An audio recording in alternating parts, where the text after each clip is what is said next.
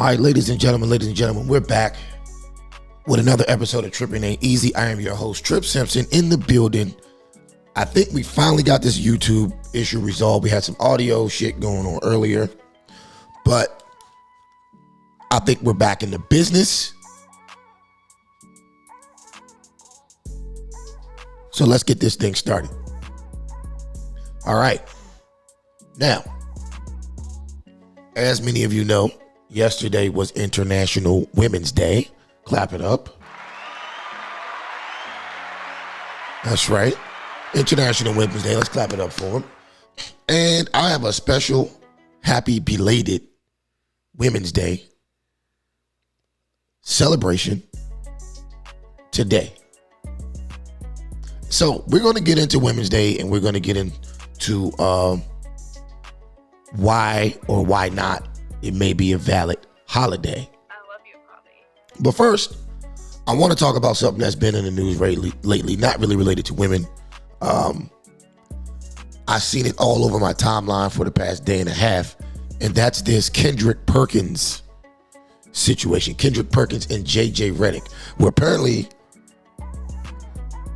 JJ Redick gave Kendrick Perkins the business because Kendrick Perkins was claiming that the reporters who are responsible for voting for the NBA MVP are racist.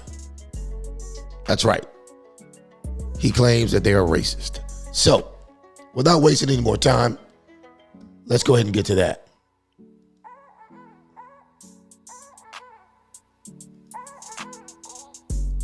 I'm going to go ahead and apologize to Perk because I know that he doesn't like advanced stats, but often advanced stats inform us, they provide insight. They often reinforce what we see. So they kind of complement the eye test. I know you're an eye test guy and you don't like advanced stats, but I might use a few here. I just want to react because I didn't hear this, the idea that his teammates shoot good or bad shots. So Second Spectrum, wonderful company, they installed tracking cameras in every arena 10 years ago. And their technology has evolved, and one thing we've learned from that is we can actually track which players create good shots for their teammates. And Nikola Jokic is top 5 in shot quality created. So if you watch them play, Perk, and I know you do, sometimes you might not. So for those of you who aren't up to speed, Kendrick Perkins basically had a problem with Luka Jokic, I think that's his name. I'm not really into basketball like that. I catch it here and there. I watch the playoffs. But anyway, this white Romanian guy, I think, is up for MVP. Kendrick Perkins thinks it's racist. Not stay up late on the Mountain Time Zone, but if you watch them play, when he's deciding whether or not to shoot or score, he's often making a read because that's what good basketball players do. They make reads. So if he's getting a double, he's going to kick. If he sees the help coming too early, he's going to swing it to the corner. It's a good pass. What's the most efficient corner three in basketball? It's a corner three. Look, Perk, I want to touch on something that they didn't bring up. This idea that Dirk and Steve Nash were favored to win the MVP because they're white. First of all, you stopped short at 1990. That was your cutoff point for players to win MVP not in the top 10 in points per game, which is a stupid stat to judge MVP on. This isn't middle school. This nigga shooting shots. 1990, Magic won it. 89, Magic won it. 87, Magic won it. 87, he was 10th. 89, he was 15th. 90, he was 18th. Okay? We judge MVP year to year. You also said the criteria or the goalposts change year to year for certain players. No, it doesn't. We vote on the MVP. Hold on. We vote on the MVP based on that season. We vote on the MVP based on that season. It is a regular season award. Previous playoff runs have nothing to do with it.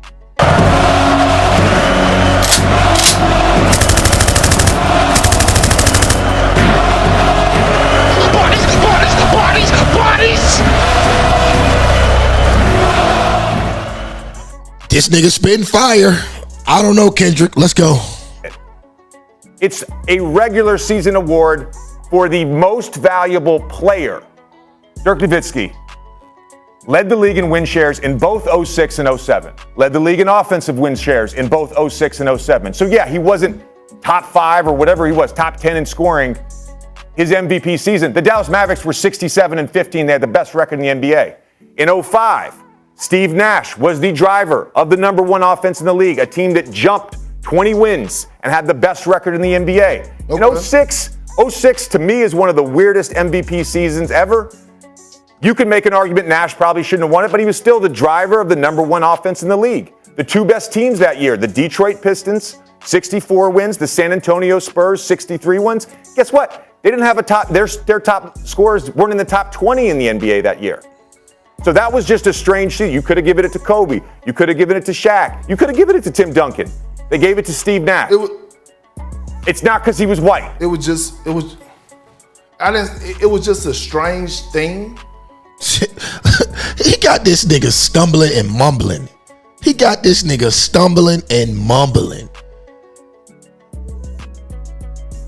See, man, that's what I be talking about, man. There's too many unqualified people on television speaking for black men. And Kendrick Perkins is one of those. If you want to talk about basketball, Kendrick Perkins, keep it basketball. But don't bring race in it. Because now you're on national TV getting demolished. See, it's guys like Kendrick Perkins with these fake claims of racism that make it tougher on people who actually do go through racism.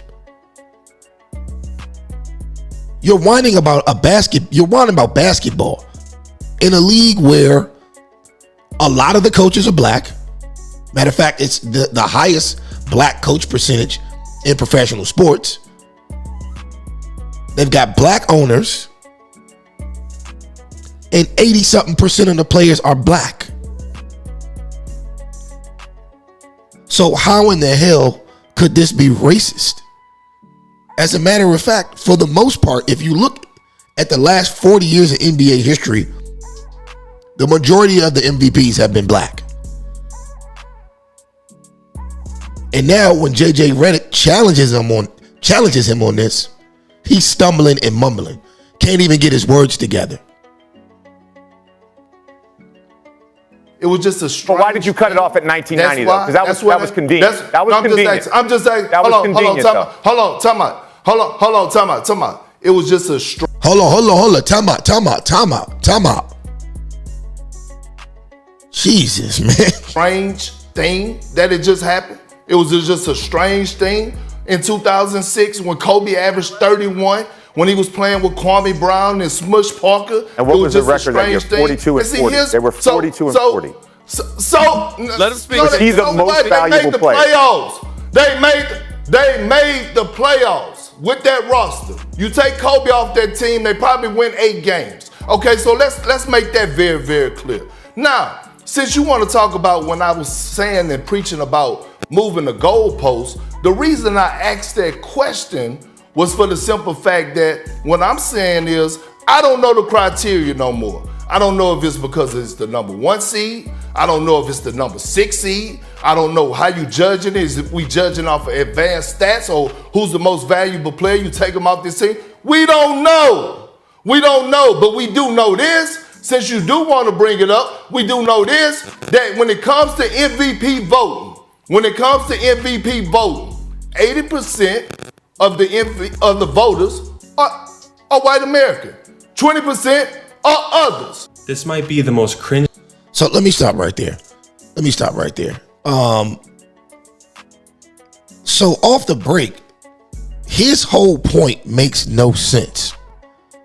He's going to sit up here and try to say that it's racist because 80% of the people who vote for MVP are white. Now, if I'm not mistaken, that's done by actual journalists. Am I correct? Let me look that up. Let me Google that real quick. Let me Google who votes on NBA MVP.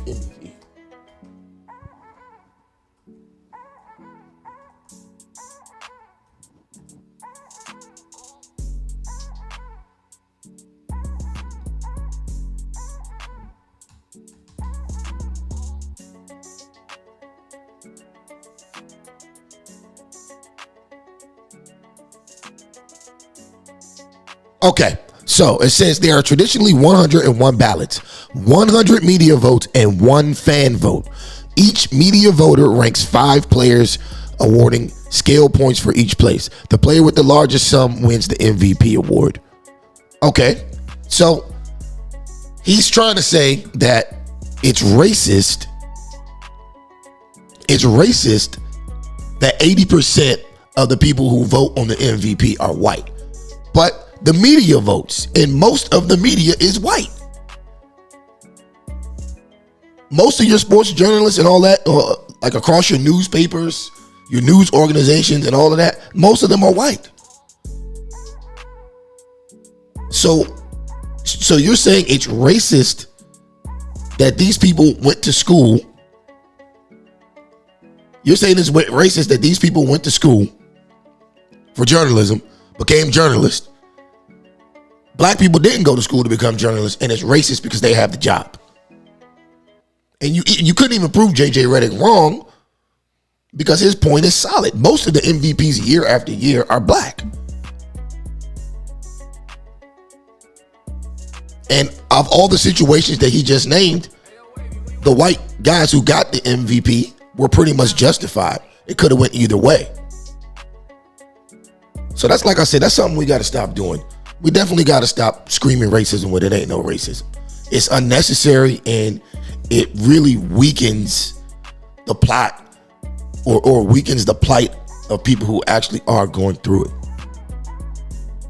So, I mean, my advice to Kendrick Perkins is just to enjoy the millions of dollars that you made off the league. Enjoy the money that you're making off being on ESPN or whatever channel that is, and live your life. But trying to put racism where it ain't no racism is crazy. And like I said, it cheapens the people who are really going through it, cheapens their plight. So anyway, let's move on from that. Now, on to International Women's Day. International Women's Day is the ultimate participation award. That's right, the ultimate participation award. It's a day where half the people in the entire world get to celebrate themselves just for existing. Now, from what I'm told, there's an International Men's Day. I think it's in November 19th. There's International Men's Day. But most men could care less. And why is that? It's because men understand value.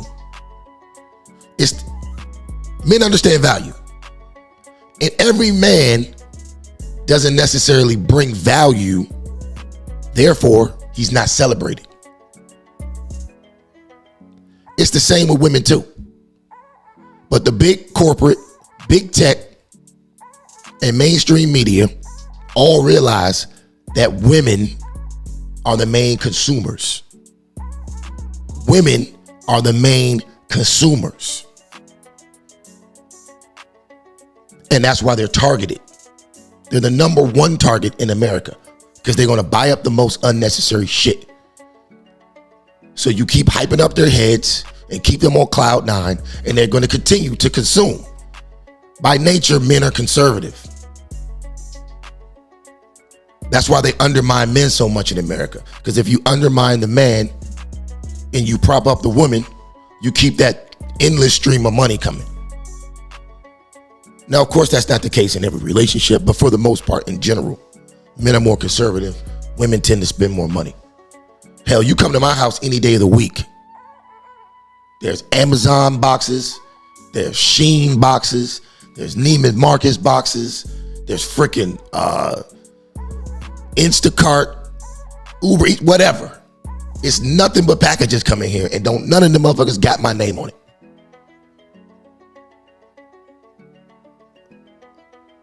And that's just a personal story. But anyway, convincing a woman that she should be celebrated just for breathing is just another piece of the matrix. It's just another piece of the matrix. And it's basically being used to tank the Western world. It'll have you thinking that the women's liberation movement was an actual revolution. It'll have you thinking that the term strong, independent woman is necessary for a healthy and functioning society, when in fact, it is not.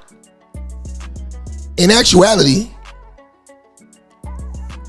women wouldn't have a damn thing in this world if it wasn't for men. And that's not to demean women, because we have different roles that we're supposed to play in society. But see, you can't tell most of them that because they don't see it that way. You pump up a woman's ego and she'll be eating out the palm of your hand forever. For the most part. Not all women, but in general, especially women in the West. They are trained to be vain, narcissistic, self-centered, and materialistic. And it's all by design. But to my main point, where would these successful women that we claim worked so hard, got it out the mud, the ones that we celebrate, for the most part, how did they get where they're going? Let's take a look. I have an article here from Business Insider that's going to warm us up on this topic. And then we'll get to the individual examples. Bear with me, people. All right. Let me get rid of this. 1 second. All right. Let's get to the article. 15% of women have slept with their bosses, and 37% of them got promoted for it.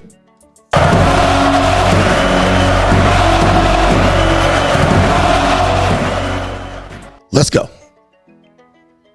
Research from the Center for Work-Life Policy shows mid-level professional women need powerful senior executives to help promote them to the next level of management. The problem is this: more often than not, superior males who are married intersex. In that same CWLP study, 34% of executive women claim they know a female colleague who has had an affair with a boss. Furthermore, 15% of women at the director level or above admitted to having affairs themselves. Let's stop right there. 15%. 15%. And that's just what's reported. These are the women who are brave enough to admit it. So it's just like a body count. If a woman tell you she slept with 5 men, multiply that times 3, it's probably 15. They say 15% of women slept with a man, slept with an executive at their job. Multiply that times 3. It's probably 45%. Hell, it may even be higher than that. All right. So, and worse, 37% claim the action was rewarded. They said that women involved in affairs received a career boost as a result. Meanwhile, all this hanky-panky is really screwing the rest of us, says Sylvia Ann Hewlett at Harvard Business Review blog. 61% of men and 70% of women lose respect for a leader involved in an affair. Most poisonous of all, when a junior woman is having a sexual dalliance with the boss, 60% of male executives and 65% of female executives suspect that salary hikes and plum assignments are being traded for sexual favors. This can have a disastrous effect on morale and productivity. 48% of men and 56% of women feel animosity towards the involved couple, and 39% of men and 37% of women see a fall off in productivity as the team splinters. Talk about collateral damage. So what is Sylvia's suggestion? The time has come for rigorous, high-profile policies that punish offenders. It's not just about the parties involved anymore. Looking at the larger picture can show some dark times ahead for women in the workplace, something that should be stopped sooner than later. All right. So that's it with that. So as you can see, 15% have slept with their bosses, and 37% of them have gotten promoted for it. Now, what does that remind you of? There's a very popular story in the news cycle this week about Debra Lee, the former CEO of BET. She sat down with Good Morning America and she described some of the time she had as a CEO. And that's going to relate directly to this article. So without wasting any more time, let's get to it. And I've always thought I was pretty. Let me go back. Now, the leader who has broken so many barriers, Debra Lee, was the CEO of BET for over a decade and one of the few black women to hold the position in corporate America. She's also a very good friend, and in her new memoir, I Am Debra Lee, she shares her remarkable journey and advice to future CEOs. It is so wonderful. You are Debra Lee. Thank you, I am. Yes, you really are. Yeah, it's also public. my hashtag on Twitter and Instagram. I follow you, so I kind of Right, know you that. knew that, yeah. So great to see you, Robin. Thank Wonderful. you for having me. Pub Day. Pub Today. Day. Yes. Yeah. I mean, Now let's read the article there. Let's read the title there. The title says, former BET CEO on breaking barriers in corporate America. Breaking barriers in corporate America. Let's see how she broke those barriers. You do not hold back. You are really personal in sharing your story. Yeah. Why now? Well, I stepped down from BET about 3 years ago, and I was supposed to retire, but that never works for those of us who are used to working so hard. And I always wanted to write a book, and I wanted to give advice to those coming behind me, because that's always been part of who I am. I was a counselor in college and law school, did hiring at the law firm. Advice for what? Advice from what? Blah, blah, blah, built a great team at BET.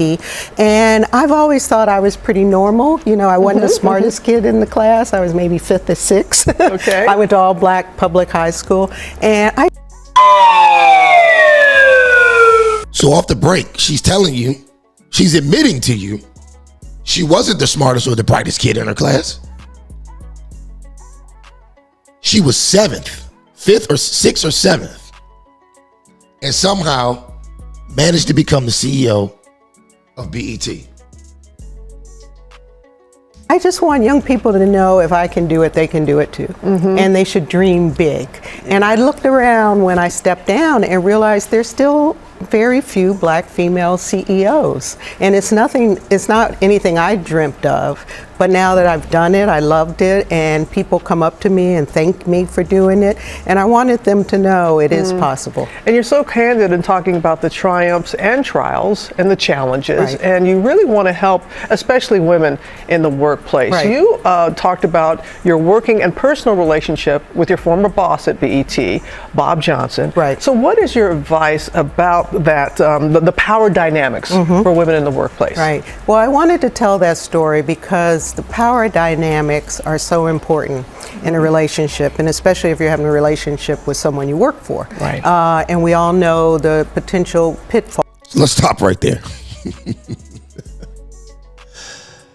The power dynamics can be difficult, especially when you're having a relationship with someone that you work for. So basically, in a nice, sweet, cushy way, she's basically telling you that she had to fuck to get where she is right now. She had to give up some coochie to get what she had to get.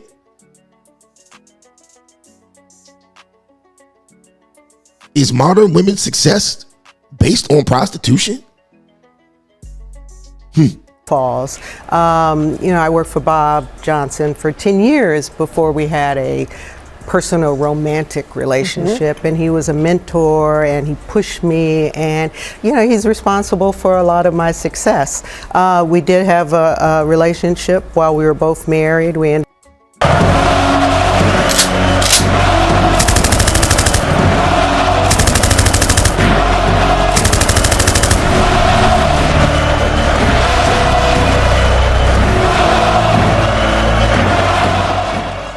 Ladies and gentlemen, I present to you strong, independent thoughts. Bodies. Ended up both divorced, and then people knew about the relationship. The company knew, public, we started going places together. The downfall of a relationship like that is if you want to get out of it. And that's the part where it came, and I wanted to break up. I saw it wasn't a long-term relationship, and my job and my career was held over my head. And it was like, well, if you want to break up with me, then you can leave tomorrow. And that was, 20 years into my career at BET, so I would have lost everything. Yeah. I would have lost my career, my job, my ability maybe to get another job, because if I couldn't get a reference for the person I worked for 20 years, how do I explain that? And by that time I was a single mother with 2 children.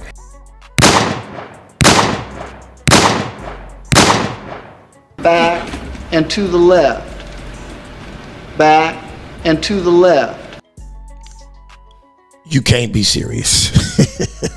So it was a tough time, and I didn't have anyone to talk to about it because I didn't have female role models. There weren't a lot of women ahead of me. I was embarrassed to talk to my family about it.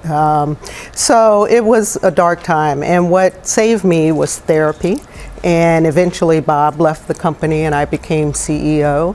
And I was CEO for 13 years without him being there. And I was able A lot of success. Right, and to live my dream and without, any form of harassment. So I guess after Me Too and Time's Up, I wanted women to know there's other kind of harassment. It's not all. Here we go. This is why the culture we live in is dangerous. This is why hyping women up is dangerous. This woman was in a consensual affair where she cheated on her husband and this man cheated on his wife. Now she's trying to tie this in to the Me Too shit. How? I'm serious. They are at this point. They're turning everything into RAPE. They're turning everything into RAPE at this point. And you got these lackadaisical dudes out here who aren't paying attention, who are sitting back letting this happen. Any dude out here who sides with women's rights or sides with feminists, or case in point, it's always that one guy on Facebook or Instagram who always sides with the women when there's an argument between men and women. He always sides with the women. It's that type of nigga. Those are the type of guys that are going to be the downfall of men in this situation. Because if men don't unite and get on the same page when it comes to all this mess, we're all going to go down. We're all going to go down. A man coming to the door in a robe, that's not the kind of relationship I had. It was one that grew into a relationship, at times it felt consensual, because we were out in public. But after Me Too and Time's Up came back, I sort of reevaluated the whole thing. I said, was this really my choice? But you were so candid about it, and you're going to really help a lot of women who read this and have a better understanding. Right. And I know you also want to discuss about mental well-being. Right. And how important that is in the workplace. What did you want to share with folks about that? Well, I want to say that we all should be kind to ourselves, no matter what kind of profession you have, what kind of fast track you're on. Right. And I think COVID proved that to us, when we were all stuck at home. Unfortunately, I lost my son during COVID. He died from depression, and he was such an outgoing young man and just so social that it was hard for him to be inside. He was dealing with Black Lives Matter. He was dealing with George Floyd's murder. So that really affected me, and even myself. Here we go. The shit makes no sense. Now, rest in peace to her son. I'm not here to shit on him, but just look at the nonsense that women sit up and tell each other. She's really gonna sit up here and say, First off, she brought up COVID, like COVID killed him, and it didn't. He was depressed. He was dealing with depression or something like that. And she says that he was dealing with Black Lives Matter and George Floyd. So George Floyd and Black Lives Matter drove him to depression?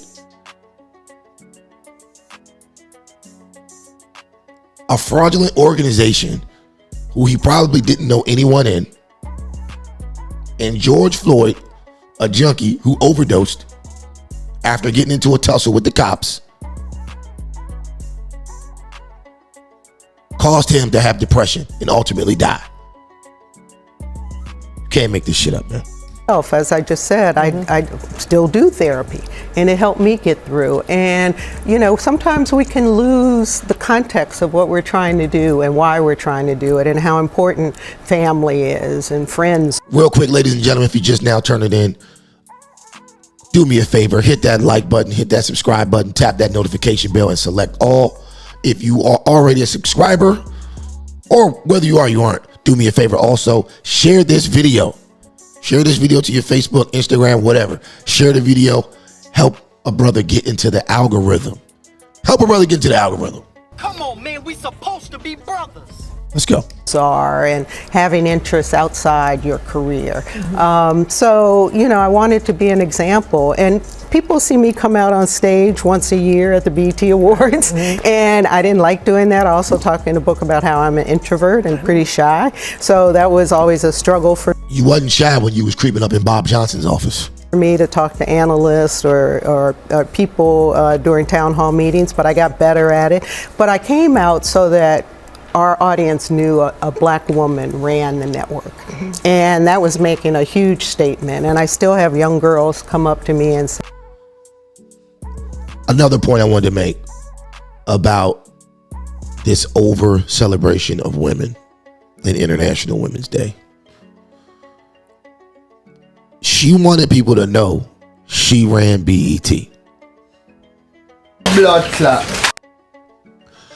She ought to be ashamed of herself for running BET after Bob Johnson sold it off. There was news on BET. Tavis Smiley and all them. There was actually news on BET before she took it over. So basically what she's saying is she wanted everybody to know that she was the one in charge of the Viacom circus that took over BET after Bob Johnson left. Go just try to think back to your mental Rolodex if you're old enough. I'm just about old enough to remember Tavis Smiley and BET before it changed over. I think I was a teenager when that happened. They got rid of Tavis Smiley, they got rid of Rap City in the Basement, they got rid of all of that. And then BET just turned into garbage.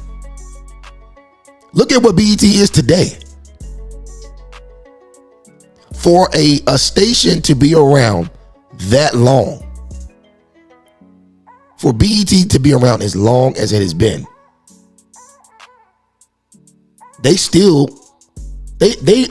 aren't any better than the Zeus Network, and the Zeus Network just came out. And she's taking credit for this? But it's okay because she's a woman.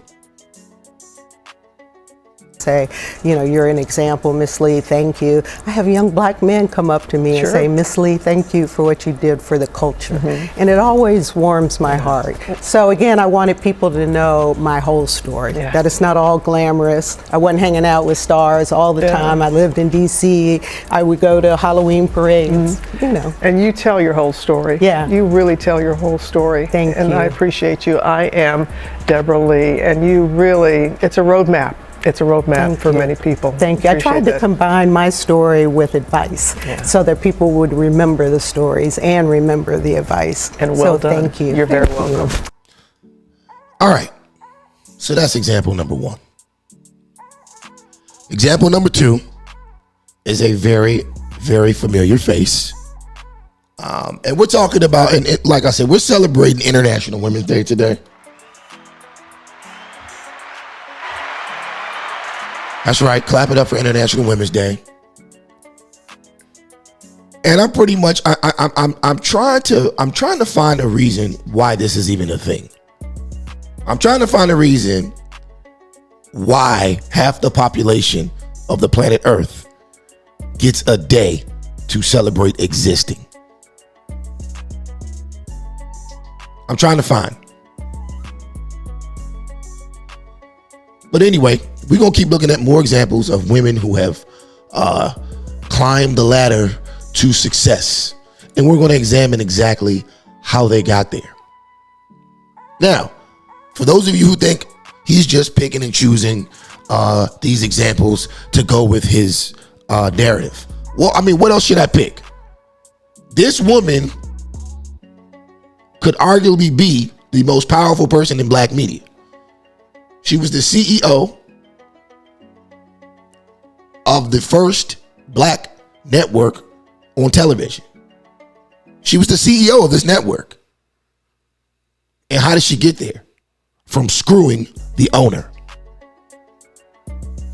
She turned a decent channel that reported the news slightly fairly to a ghetto channel with poor production and absolutely no news. Nothing productive for the community. Just ratchet shit all day. And they would throw some gospel on at 3 a.m. That's what she took the channel from. Up and coming, respectable black channel to trash. Happy International Women's Day. Clap it up.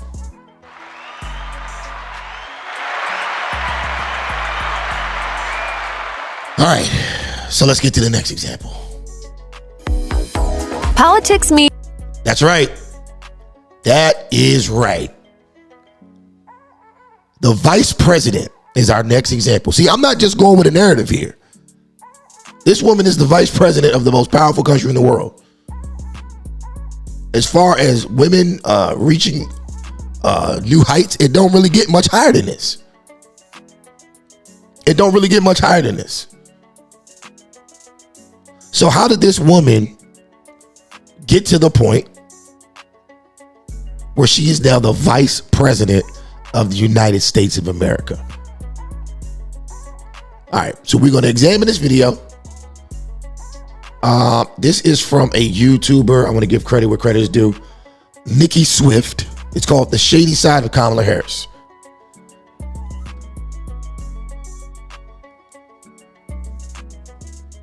Means compromise, sometimes to your roots, but has the first female vice president in U.S. history overshot? This is the shady side of Kamala Harris. Kamala Harris's journey to political prominence initially began after she graduated from the University of California's Hastings College of Law with a JD in 1989. She famously attended Howard University for her undergrad degree. The future vice president took her first job as a deputy district attorney in Oakland, California in 1990, serving until 1998. But Harris's career may have started in earnest when in 1994 she met the powerful California politician and San Francisco mayor Willie Brown, who was, quote, a notorious womanizer, according to the San Francisco Weekly. Harris was 29, Brown 60, and married, although according to the debunking website Snopes, he had been estranged from his wife for more than a decade. He was powerful in Bay Area politics, and the two began dating.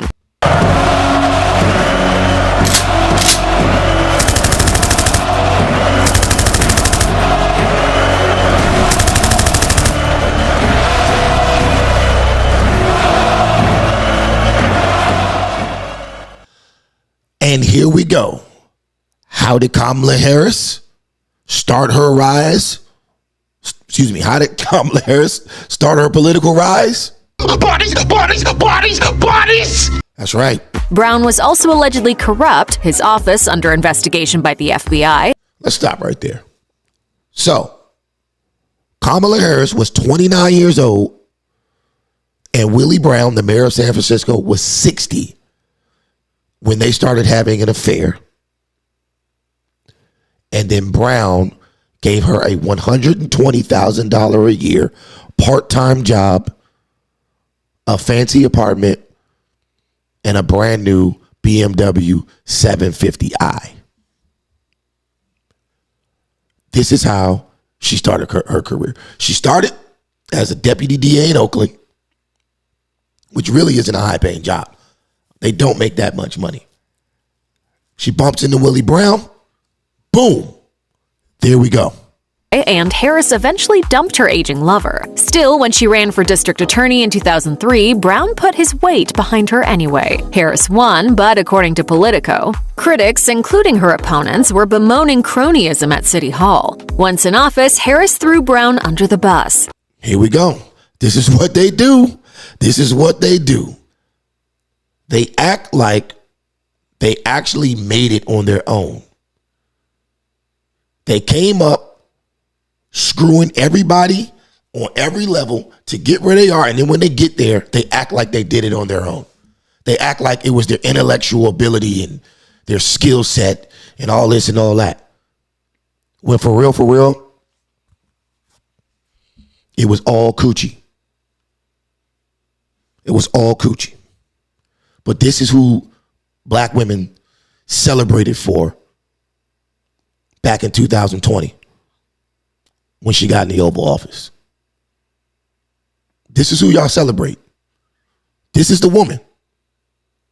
Happy International Women's Day. The ambitious young politician declared her benefactor all but dead, saying, "His career is over. I will be alive and kicking for the next 40 years. I do not owe him a thing."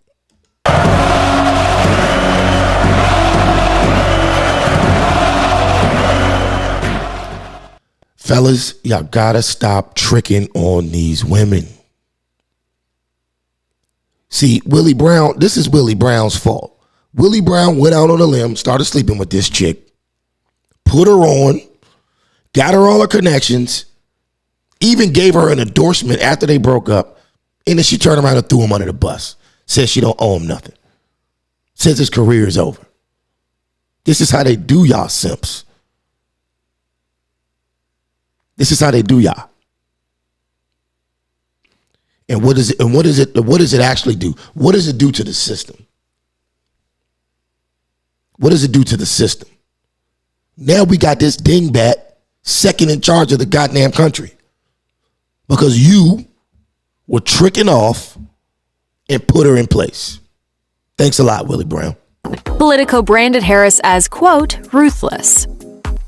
Harris has been spinning a seemingly apocryphal childhood yarn for years that goes something like this. When she was a toddler in Oakland, California, she was separated from her parents at a march. Young Kamala was found, but fussing, and according to Harris's retelling in an interview with Elle, her mother asked her, "Baby, what do you want? What do you need?" And I just looked at her and I said, "Freedom."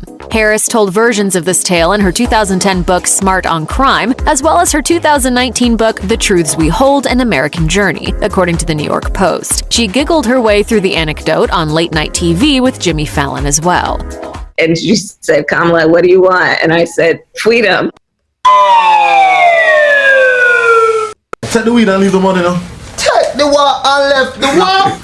However, observers have pointed out a remarkable similarity to a story that Martin Luther King Jr. told Playboy during the Civil Rights era. In 1965, King recounted the story to Playboy, saying, "I will never forget a moment in Birmingham when a white policeman accosted a little Negro girl, 7 or 8 years old, who was walking in a demonstration with her mother. 'What do you want?' the policeman asked her gruffly, and the little girl looked at him straight in the eye and answered, 'Freedom.'" Oh my God. This chick is absolutely awful. Like, this is who y'all celebrated. This chick stole Martin Luther King's story and said that she went through it. She said that she was a little girl and somebody asked her what she wanted and she said the same thing. Freedom. Like, how bad can it get? How bad can it get? I mean, we're not even going to get on her horrible political record. She did a horrible job as the top cop in California. She did a horrible job as a senator. And she's doing a horrible job as a vice president. But y'all celebrate this shit. Happy International Women's Day. While the similarities in the stories can't be ignored, Snopes remains undecided on whether it's outright plagiarism, stating that Harris claims to have no direct memory of the incident, but rather has simply repeated a story told to her by her mother. Politicians love to pretend to be cooler than they are. Kamala Harris's Democratic successors did it too. Bill Clinton made his first big splash on the national scene in a pair of Ray-Ban sunglasses, blowing out a saxophone solo to Heartbreak Hotel on the Arsenio Hall show in 1992. But Clinton also claimed that while he'd tried marijuana, he didn't inhale. During Harris's run for executive privilege in 2019, the public's view of this stinky little weed had changed dramatically, and the then aspiring POTUS was endorsing legalization. Speaking on The Breakfast Club amid fits of laughter, she said, "It was a long time ago." But yes. I hate that laugh she has. Like, Jesus Christ. How phony can you get? How much more phony can somebody get? You AKAs, y'all got some explaining to do, man. Y'all got some explaining to do. To go, they say you have to go. I just broke news. Harris claimed her experimentation was in college, and when one of the interviewers asked her who she listened to while high, she laughed again. Definitely Snoop, Tupac, for sure. Well, now how stupid can you be? I mean, this chick is just a straight up pathological liar. They asked her if she ever smoked weed before. She said, yeah, she tried it in college. She graduated from college in 1989. Tupac nor Snoop were out back then. Tupac nor Snoop had any records out in 1989. But that's when she used to smoke weed and listen to them. This is what we got to do a whole nother show on black people's voting habits and just how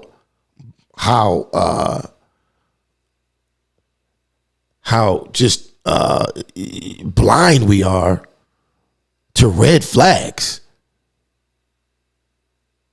not for sure. According to Newsweek, critics quickly pointed out that Harris graduated from Howard University in 1986, 5 years before either rapper released a debut album. Her defenders claimed Harris was just confused by crosstalk and was actually answering a more general question about artists she likes. Harris's opponent in the Democratic primaries, Tulsi Gabbard, had a different and perhaps more important grievance with the segment, saying that Harris jailed over 1,500 people for marijuana violations. So she tried marijuana when she was in college and then turned around, became a DA, and locked up 1,500 people for marijuana possession. Can't make this shit up. And then laughed when asked if she ever smoked.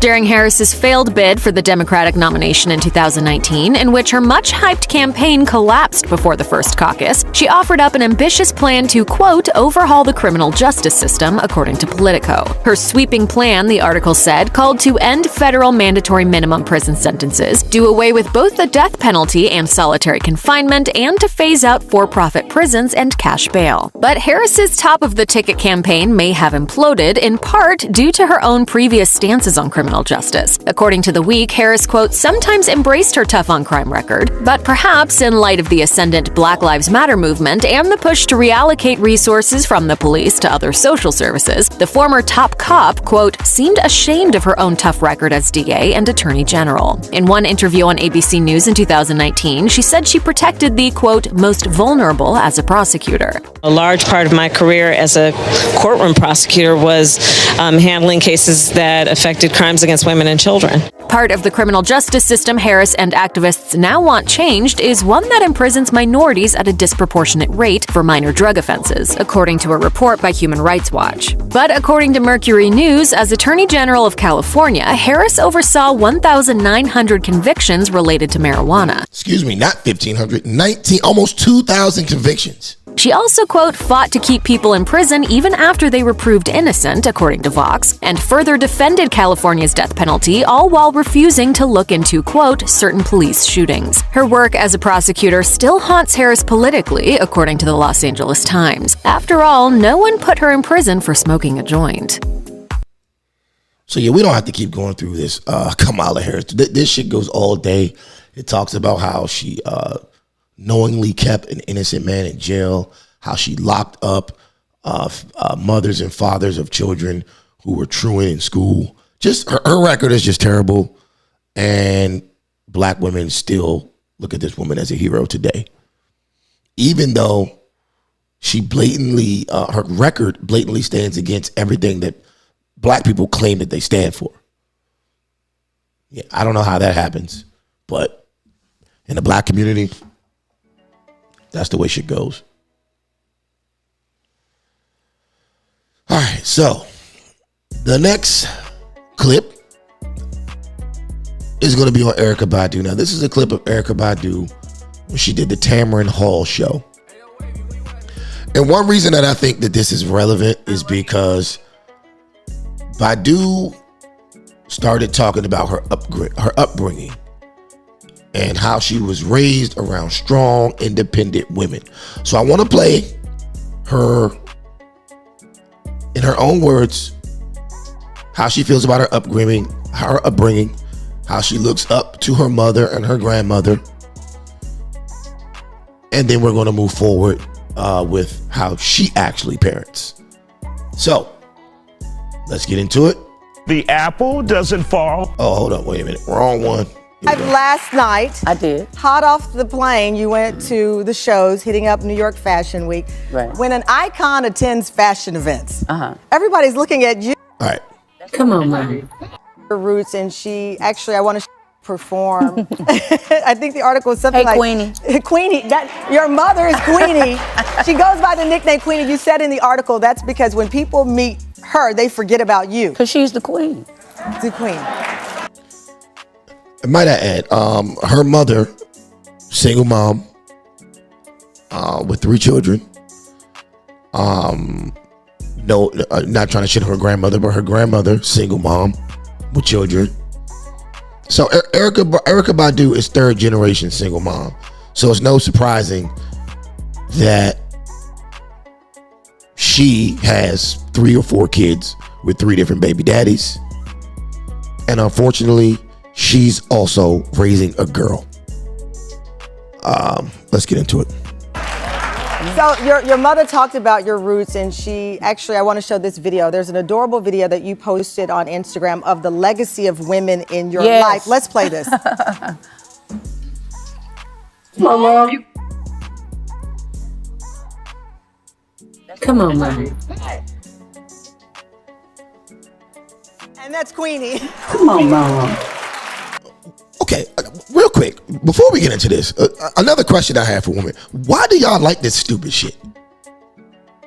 Why do y'all get on TikTok and Instagram and post stupid shit like this?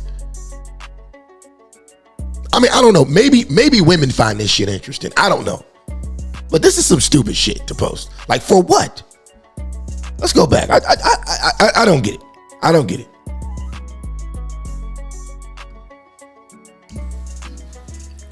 Mama. Come on, man. And that's Queenie. Come on, Mama. Queenie said she. Oh, and that's your grandma. That's right.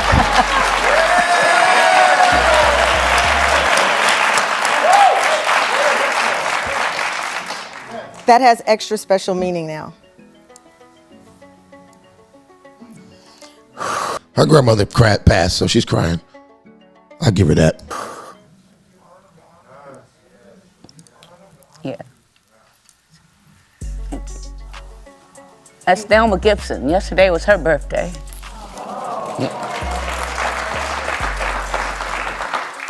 Yeah.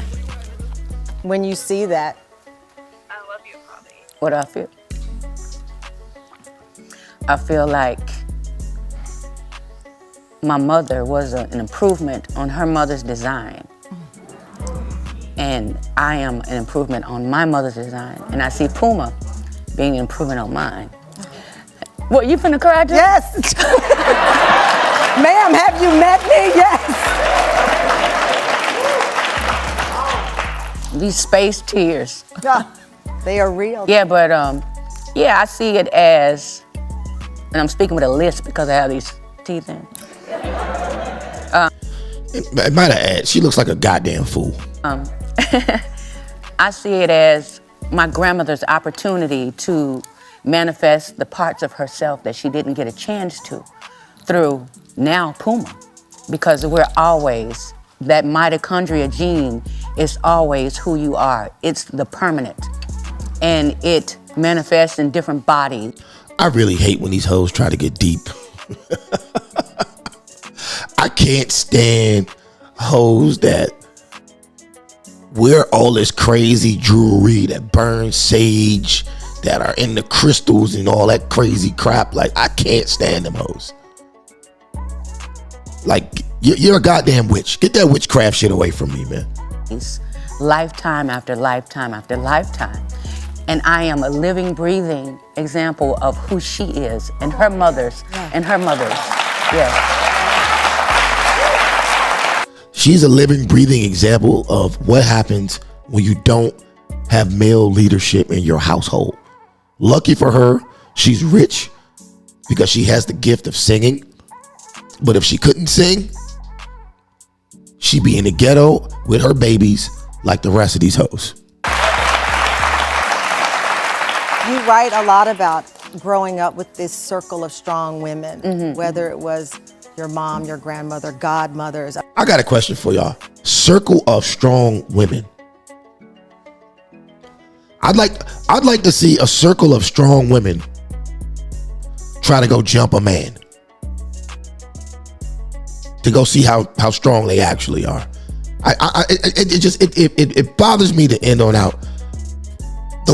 The term strong woman, like black women use that phrase like it's something to be admired. Men don't want strong women. We want strong cars. We want a strong lawnmower, maybe a strong dog, maybe a powerful gun. We want soft, sweet, feminine women.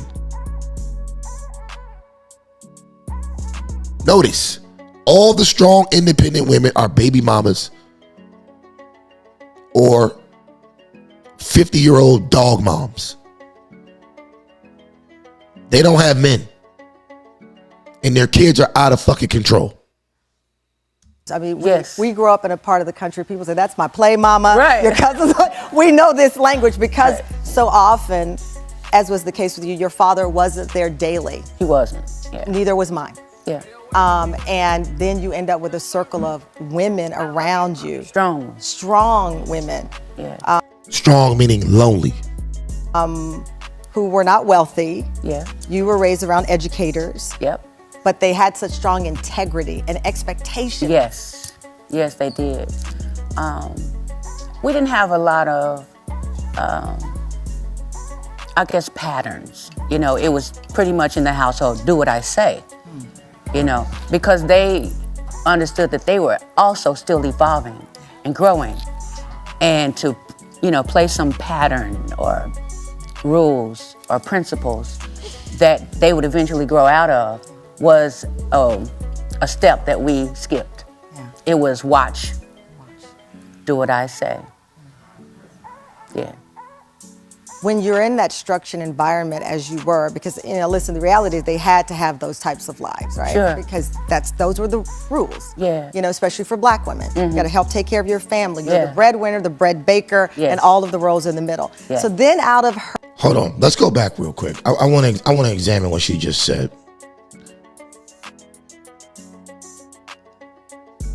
For black women, you got to help take care of your family. You're the breadwinner, the bread baker, and all of the roles in the middle. Notice how they always try to throw that in. We're the bread maker, the bread baker. We have to take care of the family. Okay.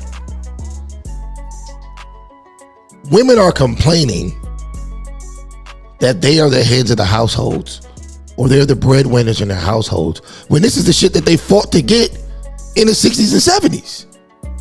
When you abandoned the civil rights movement and went over to the women's liberation side, this is what you wanted. This is what you wanted. Now you got it and you see it's for the fucking birds. But you got what you want right now. You got what you want.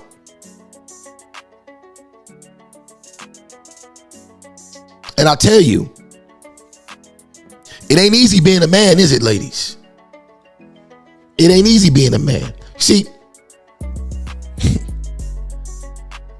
that's why nature gives men and women roles. Ladies, when you try to hop into a man's role, You get what you pay for. And when Instagram and Facebook go off at night and the kids are finally asleep and you go to put those batteries in your vibrator, you shed a tear before you turn it on because you realize, damn, I wish I was just a woman.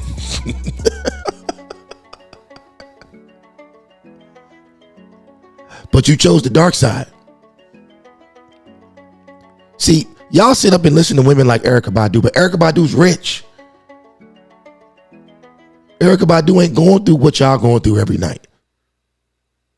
She's rich. She can sing. You have to get up tomorrow and go to the nursing home to your CNA job. You have to get up tomorrow and go to Walmart and get back on the register. You have to get up to work tomorrow and go to the law firm and be a paralegal. And then you got to pick up your kids from school, and then you got to get them some dinner. And you can't go out on dates, and you can't meet men because you're stuck with them kids. Erykah Badu's rich. She can do what she wants. So then out of her legacy comes Erica Free, because that was your first name, I believe, when you first jumped 14-year-old Right, it was your a combination of my name and Free's name. And your cousin. So our group was called Erica Free. That was my first musical group. Erica Free. From the moment Erica Free was born, what do you think your mother thought was going to happen? Because if you're the continuation. All right, that's enough of that. Let's get to the next clip. So we see how Erykah Badu was raised. We see what her values are. Strong women, strong women, strong women. How's she raising her kids? All right, this next clip is gonna be from Fox 26. I kind of like this show too, man. This guy has an interesting show. He's a simp and all that, but at the same time, his show's pretty interesting. He has some I've actually used several of his clips on my shows as examples and evidence. And this one right here is pretty good too. Now they're going to be talking about Erykah Badu and her daughter and their Instagram post where they were showing off their asses on Instagram. Erykah Badu encouraging her 18-year-old daughter to poke her ass out and advertise it on the internet. Now, while I find that interesting, what I also find interesting is the lack of accountability that the women have on this panel, and how many excuses they make and how they try to brush this shit off like this is just normal, or this is the type of shit that just should happen between mother and daughter. So let's get to it. Of her, Puma's, what did you think she was she betting? Sorry, Jesus, here we go. Far from the tree in Erykah Badu's family, according to some. Pictures of the apple doesn't fall far from the tree in Erykah Badu's family, according to some. Pictures of the singer and her 18-year-old daughter, Puma Curry, has a lot of people talking. Now, it shows them standing side by side in form-fitting pants. The picture has been on the receiving end of a lot of backlash. Many online. Look at that shit. Now, I ain't gonna hold you. They are both dragging a wagon for sure.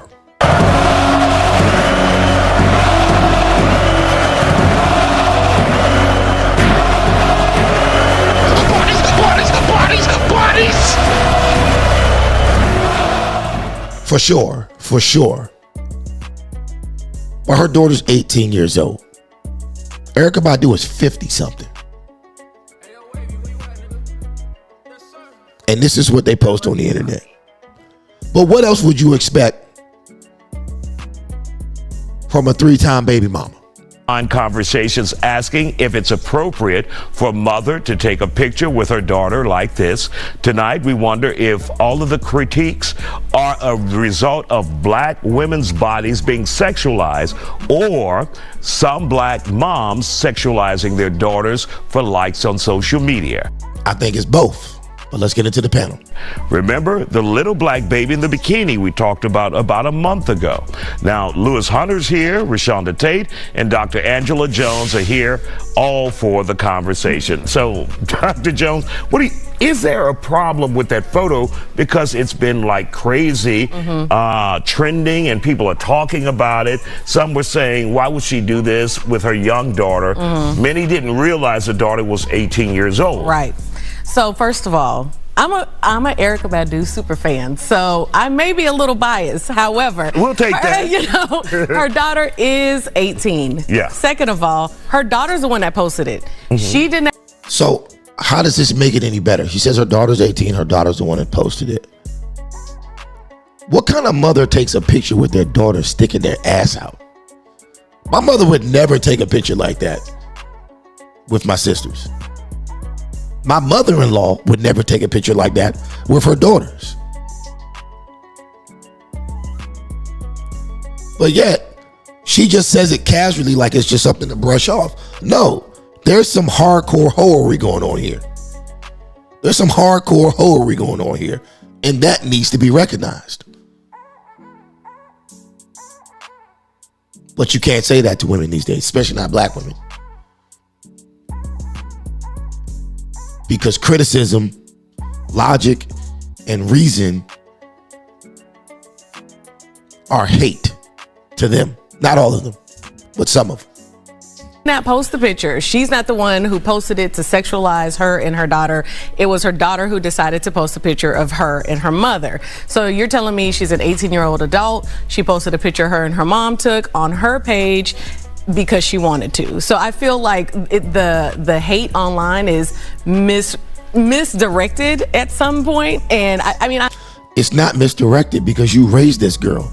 She's been an adult for less than a year. You raised her to this point to think that it's okay to post things like that on social media.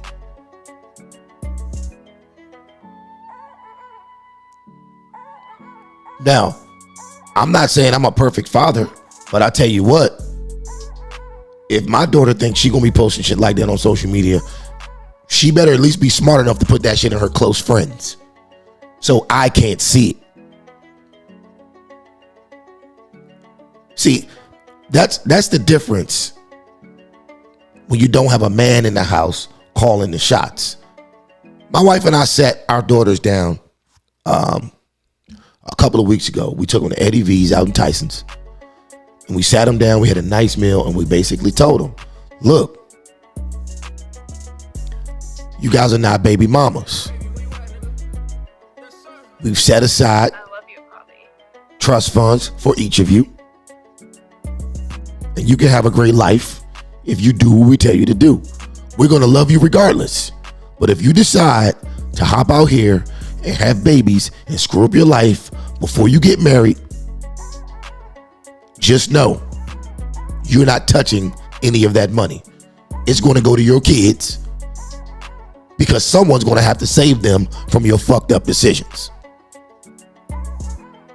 I ain't say fucked up, but that's pretty much what it was. So you got to explain that to these kids. You got to explain that to them. I told them someone's going to have to save your kids from your decisions. So if you decide to be a thought and go out here and have babies before you're at least in a committed relationship, I'm saying marriage. I'm saying marriage because I want to drop that fact home. Marriage. But goddamn, these women ain't even in committed relationships and they ready to have babies. Like, you don't even live with the nigga and you ready to have his baby.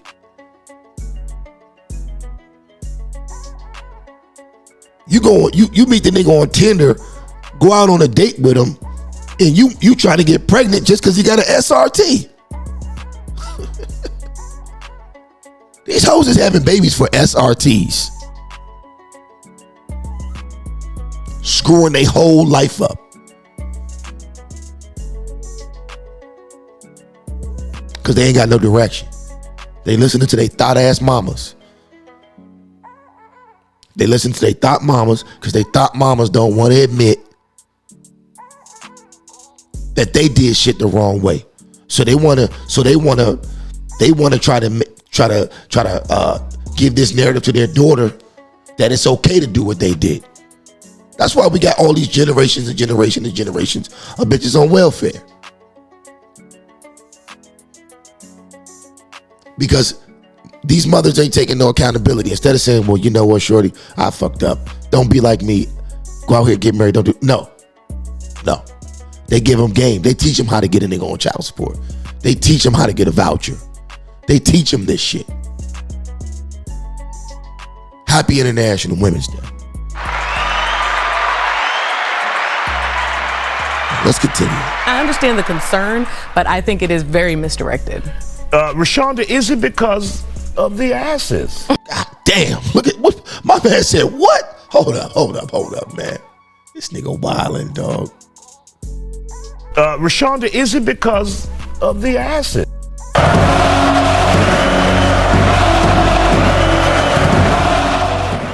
My man said, is it because of the asses? Yeah. Assets and...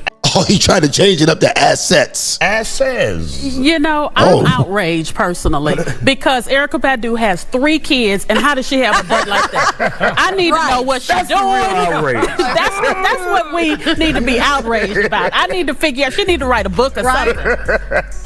Yeah, I mean, this is ridiculous to me because everybody is a commentator now. Mm-hmm. The woman is grown.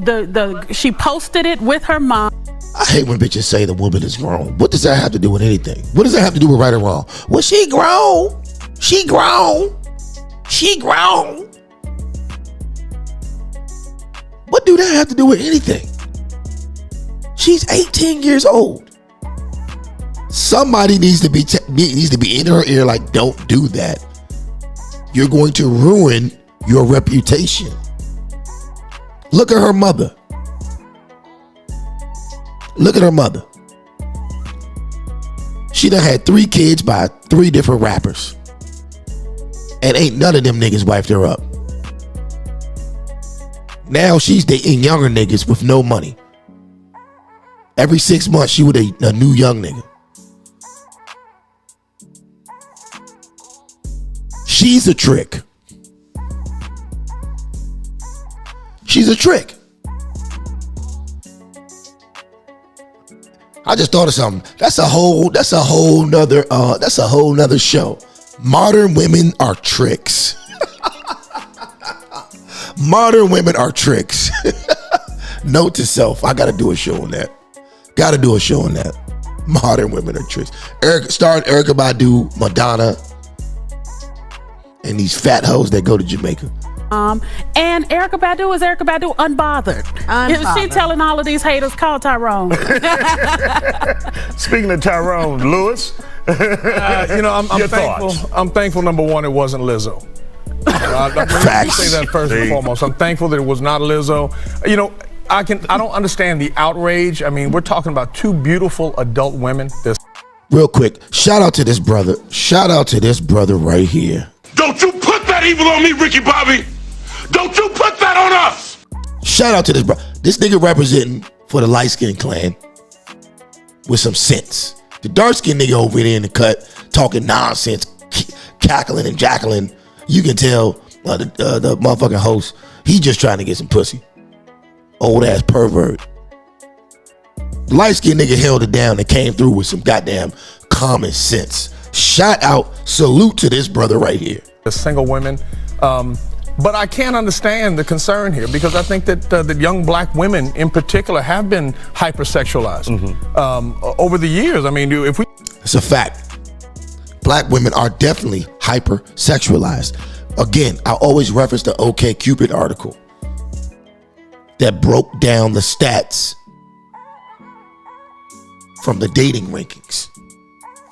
How Asian men and black women were ranked the lowest in the dating market.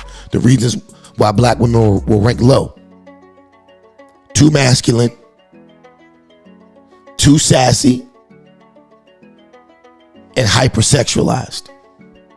The three main reasons why men choose them last. Those are the three main reasons. And he just hit one of them spot on. Hypersexualized. That's why a lot of y'all baby mamas, because niggas look at y'all as a good time. Every once in a while you run across a weak nigga that hits you raw, bust all in you by accident. Then you want to keep the baby. And try to force that nigga to be your man. See, black women, okay, it's International Women's Day or month or whatever. Let's talk real today. Black women, don't let these niggas hype y'all up. Y'all are looked at as a good time. Y'all looked at as fun. That's it. Nobody wants to bring your sassy, masculine, over-sexualized ass home. Why? A masculine woman is going to bump heads with a masculine man because it can only be one in the house. 2, don't nobody want to hear your sassy ass mouth. 3, being hypersexualized is fun for somebody that you just kicking it with. But if I'm married to you, it's always going to be in the back of my head, okay, this bitch is too good. She's too into sex. She's probably going to be fucking around. That's how men think. You can call a man insecure or whatever. I don't fall for none of that bullshit. I don't fall for it. If you too into sex, you're going to be a goddamn cheater. The stats are out. I'm just joking. I don't have any stats. But I've been around too many of you hoes to know better. Now, ladies, if you are hypersexualized, I'm not down to you. I'm just telling you, if you want to keep a man, dial it back a little bit. Dial it back. You give a nigga too much, that's a red flag. He'll call you back to creep on a late night. You know what I'm saying? In the car, in the alley. You know what I mean? At a hotel or something somewhere. But you ain't gonna get no ring. And a smart nigga gonna wrap it up. He ain't gonna get you pregnant. You just a good time. Just do better, that's all. I'm just giving you game. Do better. We go back to slavery, they've been hypersexualized, from Sarah Bartman on up. I think that black women, generally speaking, bit on the apple of liberation when it came to sexuality too soon. 25 years ago, a young lady couldn't go into the average Baptist church and show her slip without somebody covering it up. We're just 25, 30 years from that. And now you got tick-tock and tooting it up between mother and daughter. Yeah, I can understand the conversation. Go ahead, Dr. Jones. The thing is that if they did not have as voluptuous of a rump, would this have been a problem? Because I see pictures on TikTok and Instagram of mothers with their daughters in their, Lulu. Let's stop.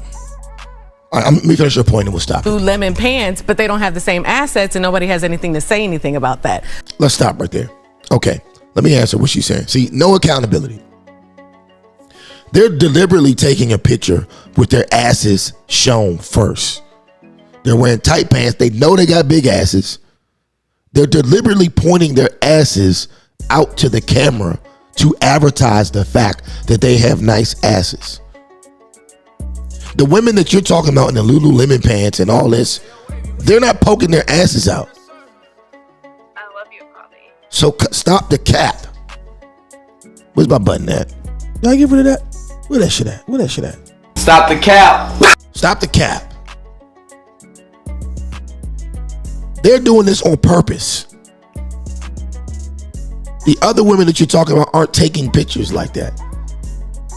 Like I said, there's no accountability like that. And that was a terrible comparison. But this is what black women learn in college. They learn how to talk in word salads and make excuses so that it sounds good. But a real nigga can see through that bullshit. Let's go. But the fact that we are more voluptuous and we are curvaceous, now, of course, we get sexualized and people have something to say. Come on, man. Stop the cap. Come on, man. Look at that. They are deliberately showing you their ass. You can't be serious. You can't be. Well, why don't you go on another page where you see them with their daughter or them with their niece wearing Lululemon, dancing and doing their thing? There's no outrage there. But you see how she says them? She says them. See, I'm telling you, I can't remember who said this first. It was either Coach Greg or Minister Jab. But anyway, black women are the most racist motherfuckers in America. They just get away with saying the most racist shit, the most racist, sexist, body shaming shit about people, and nobody bats an eye. Nobody cares. You can see that. You can hear the hate in her voice for some motherfuckers that ain't even worried about you. When they wear their Lululemon and they're dancing and everything on TikTok, they're not pointing their asses to the camera. They're pointing their asses to the camera, advertising that ass. That's what they're doing. But I got to interrupt. And let me ask you both, though, because when we look at the comments and the outrage, it's not white people, it's y'all. No, it is. It is. And so, God damn. My man just made a great point. It's not white people, it's y'all. My man finally stepped up. why is that? Any one of you. It's because we put those labels on us, but black people are not monolithic. I would never do that with my daughters. Well, maybe if I had that butt, I might. But the bottom line is we look at it and we judge through our own lens. Well, I wouldn't do that. That's distasteful. But everybody is different, and so I think that's what's happening. And we're over sexualized because if that was Kim Kardashian and her daughter. Here we go, bringing it back to white people. Bringing it back to white people. Every freaking time. No accountability. Now we're talking about Kim Kardashian. What the fuck do Kim Kardashian got to do with this? It would be on the cover of People. I mean, it just wouldn't get the same backlash. So do you want to be on the cover of People showing your ass with your daughter? Is that what you want? Because Kim Kardashian can do it? Is that what you want? Stupidity, man. Stupidity. Happy International Women's Day.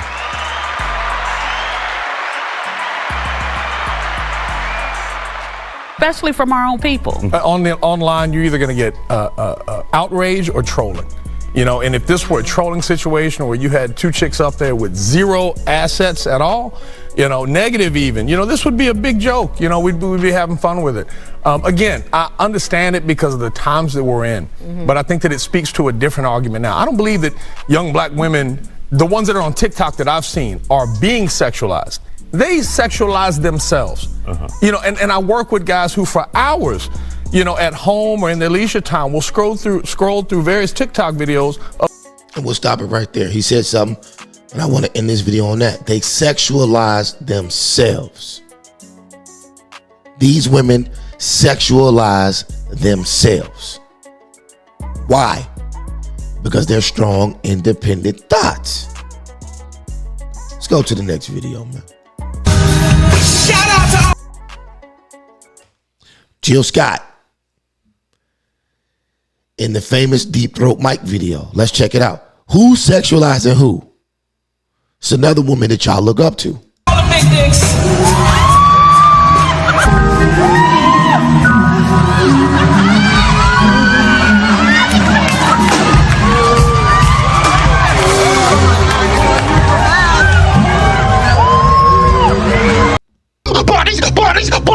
Bodies!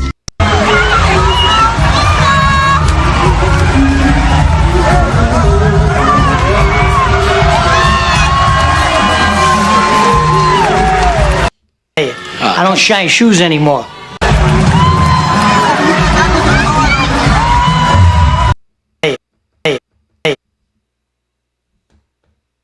I don't shine shoes anymore.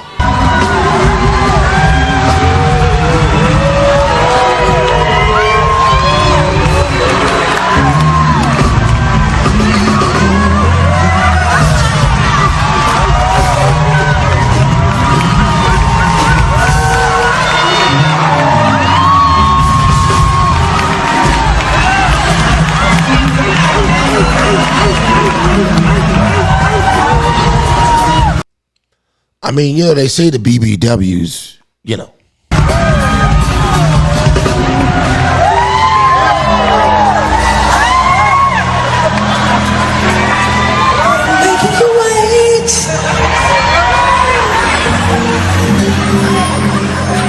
I need to know if you're crazy. Like I said, these women sexualize their damn self. They sexualize their self. I mean, I think the theme of the night is, I love you, Bobby. for the most part, these women are putting themselves in the position that they're in. They put themselves in the position that they're in. And then when it doesn't work out, it's everyone else's fault. And now I'm supposed to celebrate International Women's Day just because these niggas are breathing. Hell no. Hell no. Now, I got one more example. And really, this message tonight is definitely going out to black women because I want them to take a pause, step out of themselves and look at things objectively, right? Look at the culture of black women objectively. Now, before you say anything else, I just did a show the other day on operating in park mode. Park mode is Pookie and Ray Ray culture, where I lit in to black men. I lit into Pookie and Ray Ray shit. So miss me with the he hates women and all that other shit. I don't hate nobody. I actually got love for the community, and that's where I'm to the point I'm at. But yeah, this show right here was for black women to take a step back and just look at how you're being viewed from everyone else. Look at how you're being viewed from everyone else. Look at the women who you put on pedestals, right? With the exception of Beyonce, who has so far managed to lead a damn near perfect life. I have little to no criticism for Beyonce. But with the exception of Beyonce, who else can y'all look up to? Michelle Obama? Shit. The only reason Michelle Obama is somebody is because of her husband. If it was no Barack Obama, Michelle Obama would just be the sister of a nigga who coached D1 basketball. She'd be a nobody. Beyonce was a somebody who got married, had kids in wedlock, and for the most part, holds down her marriage. We don't hear too much shit about them. So I'll give you host Beyonce. But the rest of the women you look up to would be nobody without men.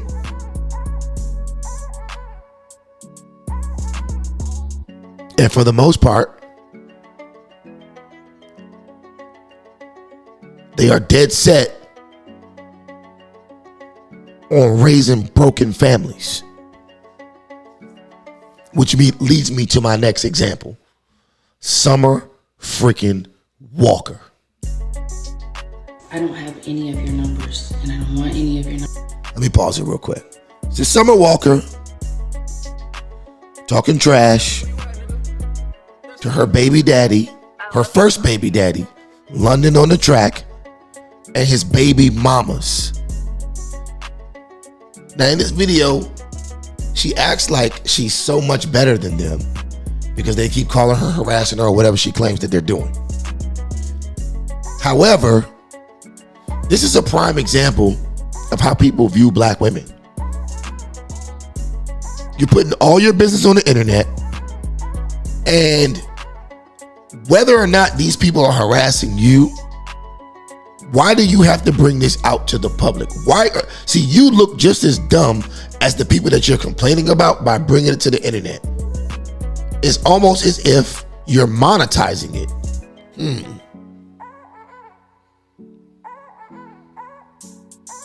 And we sit back and wonder why these are concurrent actions that we see black women doing throughout our community. Look at her. She's tatted up from head to toe. Jesus Christ. Oh, man. We got a long way to go. All right. Let's get into this video. Numbers, and none of y'all have my numbers because my shit has changed. I don't bother y'all. I am so unproblematic. Listen, public service announcement. She says, I'm so unproblematic. Who's that? Erica, Ebony, London, they don't bother me. Leave me alone. Y'all was fucking terrorizing me for 2 years, bro, because I was with the nigga. I gave him back. I gave him back for the same reasons y'all were fucking terrorizing me for 2 years. Lenny ain't shit. Lenny bitch. I tried as best as I could to keep him involved with his children's lives. And y'all tried to blame me for it. I have nothing to do with it. But now that I gave him back, why are y'all still fucking with me? Let's pause right here. So this is Summer Walker. Summer Walker is currently on this video complaining about her child's father, London on the Track, who already had 2 or 3 baby mamas before they linked up. 2 or 3 baby mamas with children. Mind you, he hadn't married any of these women. Summer Walker gets with London on the Track. And look at her now. She's on the internet with a 63-inch wig on, arguing with baby mamas on Instagram Live. And this bitch is a millionaire. Happy International Women's Day.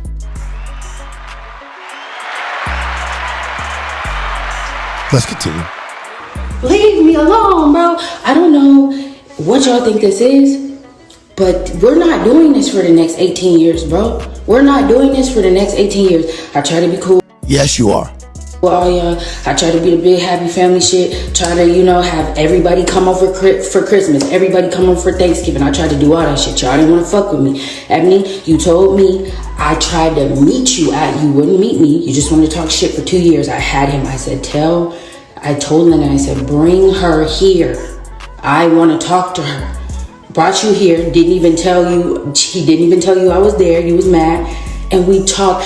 I'm like, shorty, I had no problem with you. I want to be good. Let's, our kids, they can grow up together. I can't wait till parents come over to the playroom, blah, blah, blah. Nah, bitch, because you was fucking my baby daddy. You still wanted to fight. I don't want to fight any of you hoes. I don't get anything from this. Y'all do. Y'all clout chasers. I look crazy right now.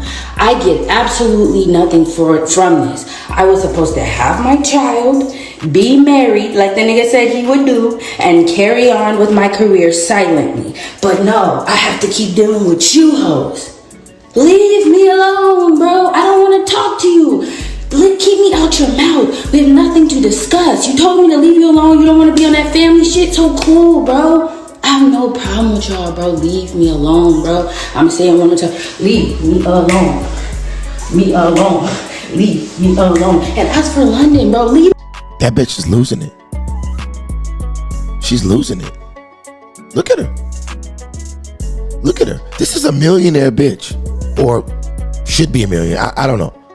But I'm guessing she's a millionaire bitch. And she's on Instagram Live arguing with her baby daddy's baby's mamas.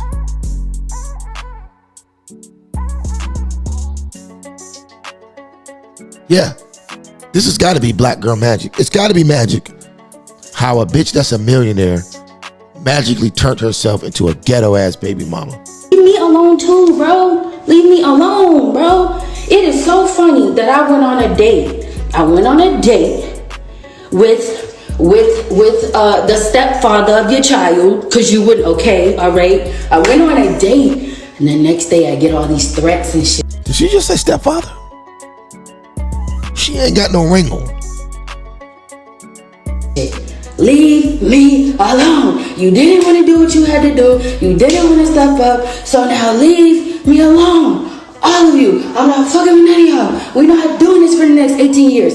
I'll say it one more time. So if I see anything else on the Shade Room, if I get any more calls, if I get any more threats, if I get anything else from any of you people, it's just pure obsession, bro. I don't know how many times I can leave me alone.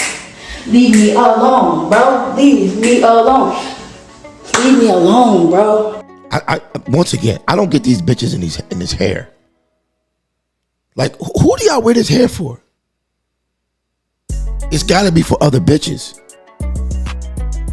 Because when we see that shit, we're like, bitch, what is that? Like, if I see a bitch with hair that long, and that's if I was single, I'd be like, I ain't fucking with that bitch. She crazy. She walked out of the house thinking somebody gonna think that's her real hair. Y'all hoes gotta stop this crazy ass hair. Like, that shit got to stop.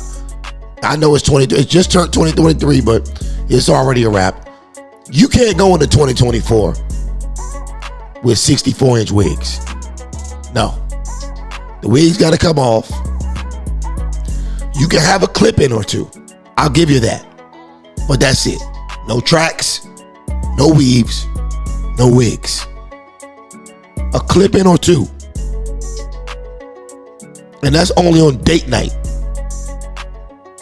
You hoes gotta stop this shit, man. It's not a good look. I'm giving the car back. I'm giving the car back today. Maybe he'll give it to one of you hoes. I don't care. I don't want nothing to do with this man. I'll give you hoes the jury. I'll give you hoes everything. Just leave me alone, bro. You got the nigga back. There's no reason to even be talking about me. I'm not bitter, love. He bothers me. I was fine. I don't call that man. I don't call y'all. Why are we here right now? I do not get it. It's fucking weird, bro. It's obsessive. Stop the clout chasing. Lennon, move on. Go get you, please. Ooh. Calling all hoes. Calling all hoes. Yo, one more time, yo.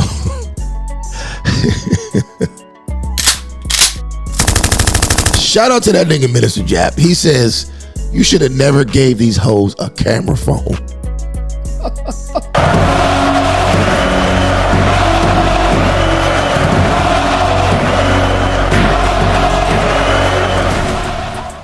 That's a fact. That is a fact. One of y'all put that good thing on him. Put that good thing. Put somebody please put that. Put that on him. She's definitely coked up too. She's definitely coked up. But all the R&B hoes be coked up. Everybody know that. She coked up though. You gotta be coked up to even go live and start talking about some shit like this and do all. You got to be coked up. There's no other way. Put it on him so he'll leave me alone, okay? I'm good. I got the course. I got the grades. My career doing good. My baby is healthy and beautiful. My man is doing everything I need him to do. Plus more. Don't even gotta ask. I'm good. Y'all mad. Why you mad? I can't argue with you. Not for real, bro. Leave me alone, bro. Leave me alone, bro. I can't do this shit no more. For what? Y'all I try to be happy with everybody. Don't nobody want to be happy. Don't nobody want to do Christmases and Thanksgivings and everything's together. Come all over to the house, have all the kids together, be nice and happy and respectful. Don't nobody want to do that. So leave me alone. This is it. This is it. This is it. What's today? After today, there should be no more Shade Room. There should be no more threats to my phone. There should be no more slander. I don't give a fuck. All right, so let's stop it right there. Let's stop it right there. So she said she's got a new man who's the stepfather of her child. Keep in mind, she just had a baby by London on the track when this video came out. Now let's fast forward to, I think this is maybe January 2023. Yeah, maybe January 2023. All right, here she is. Summer Walker announces birth of twins with ex-boyfriend Larry, January 3rd, 2023. So that video was from 2021. So she had mentioned a guy. She mentioned a guy that was possibly the stepfather of the kid she had with London on the track. And I believe that nigga got her pregnant. And now the headline says Summer Walker announces birth of twins with ex-boyfriend Larry. So the bitch got 3 kids now. 3 freaking kids. By 2 different niggas. No ring. And she's got the bag. I don't know, man. I think hoes with the bag are losing. For real, for real. That's why I'm about to invest in batteries, man. Hoes with the bag got batteries. All right, let's read this article. The R&B singer has said that she's achieved her goal of hella kids before 30.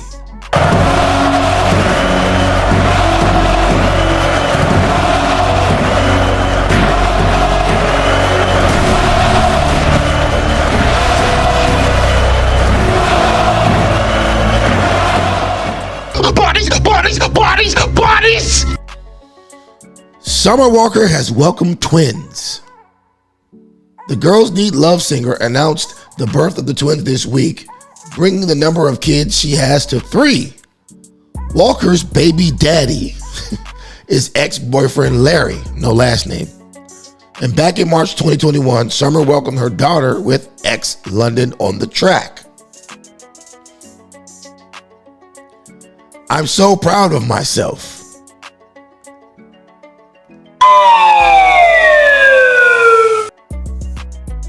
The singer wrote on Instagram over the weekend to announce the birth. Just sharing to inspire other women, because I know once you can carry twins to almost 42 weeks, especially with one breech, people will try to steer you towards induction or C-section. Why is everything these hoes say fake inspiring? Bitches just be abusing good words. Like, I don't even want to use the word inspire no more because these hoes have ruined it. The word inspire, inspirational, inspired, inspirate, you can't use them no more. These hoes have worn them out. They have worn them out. That's why we gotta put these hoes to a stop. Pretty soon there's gonna be no words we can use. Because the hoes are gonna be using them so much to justify their fuckery that they won't be worth a damn. Let's go. I love you, Bobby. Walker maintained how she had a natural birth. Quote, "You can do it. This is my second home birth, all natural, 7 hours. No tearing, and I couldn't have done it without my spirit guides, godparents, birth team, my elders, and the best doula ever, Larry." I can't read no more of this shit. I can't do it. I can't do it. I can't do this shit. So here's the thing. On this International Women's History Day, I'm just going to leave you guys with this. First to the fellas. Fellas, save yourself. There's a popular hashtag SYSBM. Save yourself, black man. As long as these hoes are punch drunk off the mainstream media driven narcissism that they function off on a daily basis, save yourself. Strap up. Hell, if you find a good one and you can prove she's good, keep her. If not, move on. Shout out to the passport bros. Niggas be hating on the passport bros, but I rock with the passport bros. I'm not a passport bro. I can't be one. I'm married. But at the same time, y'all niggas got the right idea. To be honest with you, man, niggas be coming to me and they be asking me for advice, women, because I'm married and all that.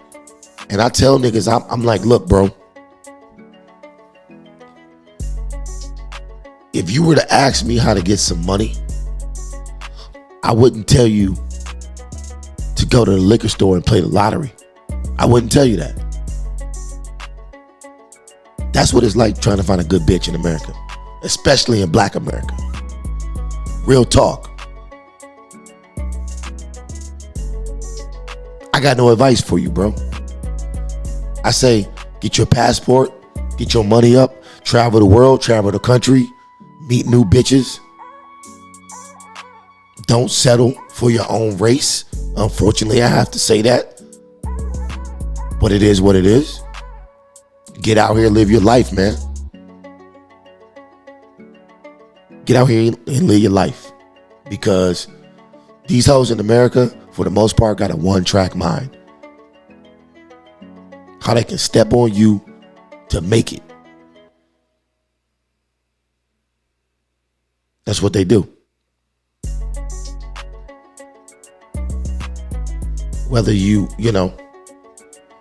a baby daddy or a CEO at work, they figuring out how they can step on you to get ahead.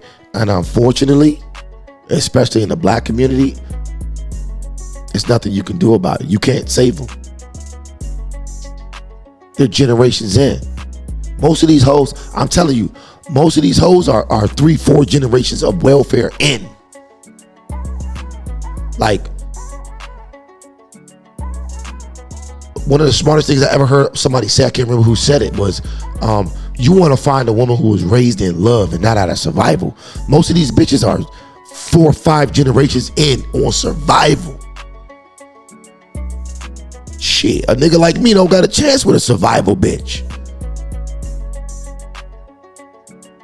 I came in the world with 2 parents. They weren't perfect, but at the same time, they pretended to be long enough for me to grow up and know what's supposed to be what. And they stayed married till my father was dead, even though they weren't perfect. Even though they weren't. But I would have never known because I never see my parents argue. But that's a whole different show. So yeah, these survival hoes, I ain't got no time for them. I'm married now. But my wife is like me. She came up in a house with 2 parents who was on the same page. And they raised their kids. And that's why we get along so well. It's like we automatically just click. And I'm not saying I'm perfect, because hell, anything can happen. But at the same time, for the most part, it's going good. But not to talk about me. Stay away from these bitches in survival mode, bro. Especially if you got something going for you. Now, if you a nigga in survival mode and you get you a survival mode bitch, I don't know. Y'all niggas might morph into like a good couple. Who knows? I wouldn't recommend it. But hey, anything can happen. But if you a nigga that got something going for you, stay about the hood.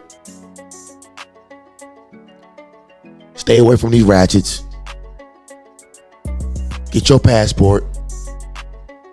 And I ain't talking. And niggas, man, when you talk about passports, niggas go crazy. They act like, oh, you down in DR tricking. Everybody ain't going to DR, dog. Some niggas is in Greece, just meeting random bitches on the strip in Greece. Some niggas is in Portugal, meeting bitches. It ain't about DR. It ain't about Brazil. It ain't about Colombia. Everybody ain't going down there just tricking. When I tell niggas get their passport, nigga, get out here and get busy. Go to different countries.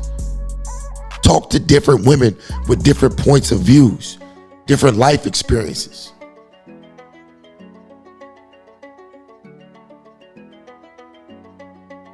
Don't let Keisha keep you captive.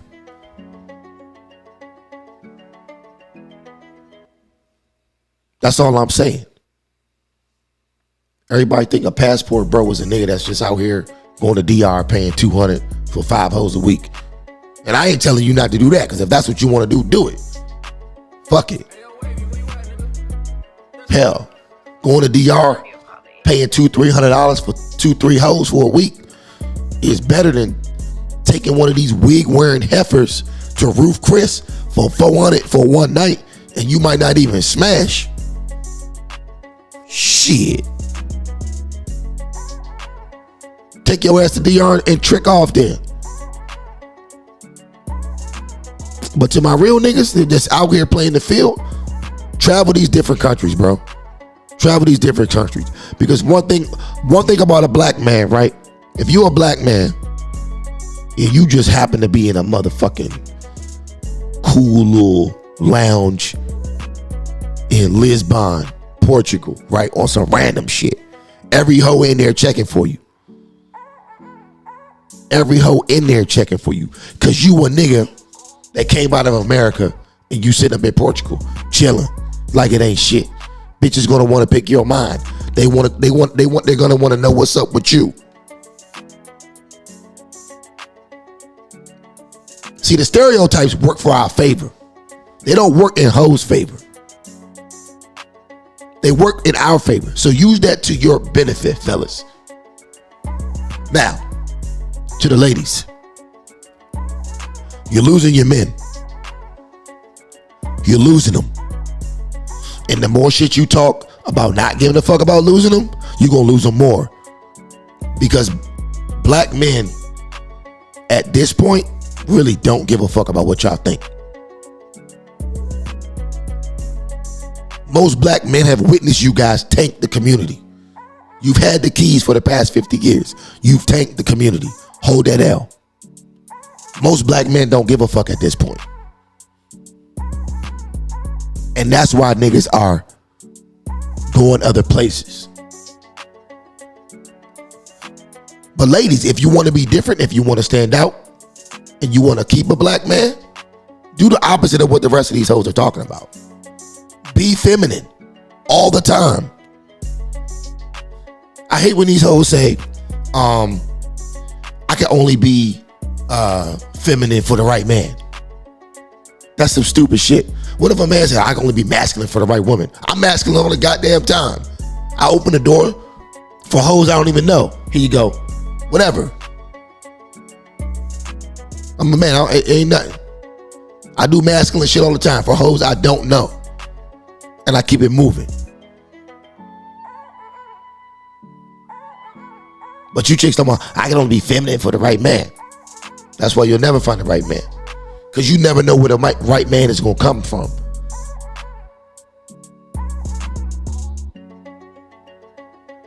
But anyway, I hope everyone's had a great International Women's Day. Oh, where's the claps? Hope you guys had a great International Women's Day. I've had a wonderful time talking shit with you guys tonight. But unfortunately, we got to wrap this up. I got to take my ass to sleep. I love you, Poppy. And take my kids to private school. It's a whole other conversation, though. Now, niggas need to get y'all kids up out of these public schools, get them in private school or homeschool them. Whole different show, though. But anyway, we're going to get up out of here. It's been a pleasure. But let me say this. Whether you agree, you disagree, or you're indifferent with some of the points I brought up tonight, do me a favor. Leave a comment in the comment section below. That would help me out a lot, algorithm-wise and feedback-wise. But I also need you to remember one thing. Tripping ain't easy. but somebody's.